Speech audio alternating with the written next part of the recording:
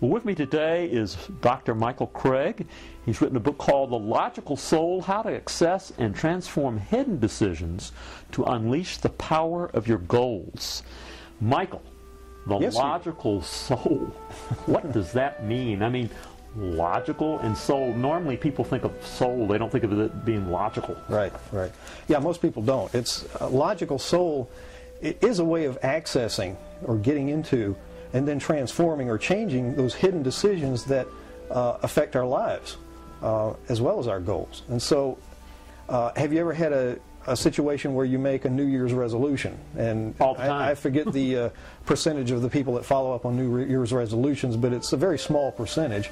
And about 4%. Yeah, yeah. And so what I've discovered is that a lot of people have difficulty setting goals and achieving goals, not because they don't have the right intent, but they don't have the right congruence or the right feeling inside that translates into action, that translates into achievement and fulfillment outside.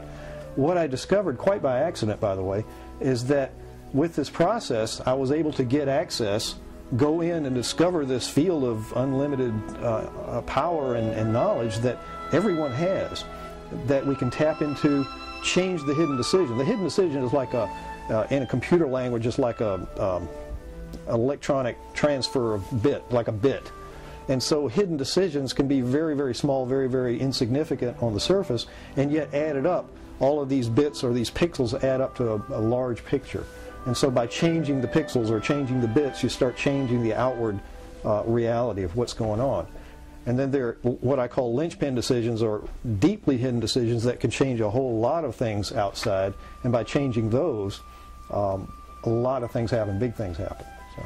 So what happens is that people that, let's say, read these self-help books and do goal setting and affirmations and everything like that, and from my own point of view, right, for years, has been that, oh, I think this is the right book, Think and Grow Rich, or Tony Robbins, or whoever it is, and I go and I rush into that, and I study that, and I work on it, and I really do work on it, but nothing happens. Right. Why?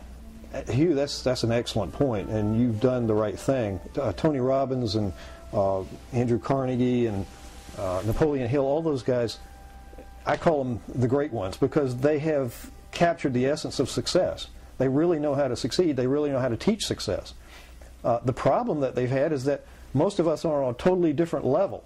And so they're coming from this place of what I call the seed of success, where they have that seed of success. Even though they may have gone through trials and tribulations, that essence, that seed of success is able to push through those things. A lot of people, in fact most people, run around with what I call the seed of failure, where no matter how hard they try, they can push, they can push, they can push, they can push, but somehow that barrier, that wall keeps pushing back and won't allow them through. I accidentally, as I said, discovered a way through that wall, and by grace I'm able to bring that out and write about that and show that we can go beyond that wall, change hidden decisions, and allow success to happen, even for those people who have not had success using the conventional means or the positive motivational means or the goal setting programs, all those things that usually stack up in the garage in the corner because they just don't get used. You know? The amazing thing is, since I have done your process, is how fast it happens.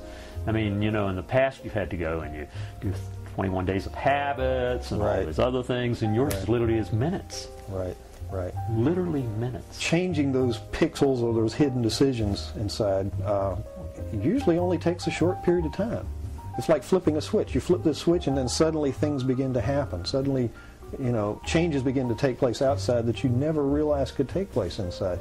I imagine that you feel a little differently since we've done some work. And more self-confidence, more self-esteem, you know, more money.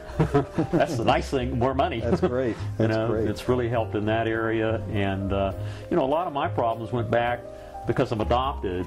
We discussed and we found out through doing the process that it could have been arguments that my blood parents had that I picked up even in the womb. And as our friend Marshall Thurber used to teach us, we could pick up things from being in the womb. Yeah, yeah.